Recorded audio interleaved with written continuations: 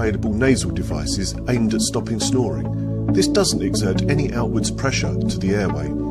The packaging states it works using the ancient Chinese medicine of magnetic therapy. When inserted, the fit was secure, but it did cause an occasional uncomfortable tickling sensation inside the nose. When nudged during sleep, some short-lived discomfort to the septum was experienced. In our tests, the claimed magnetic therapy wasn't sufficient to make this device effective at stopping snoring. If anything, it felt like it restricted airflow slightly, and unfortunately, mouth breathing became preferable.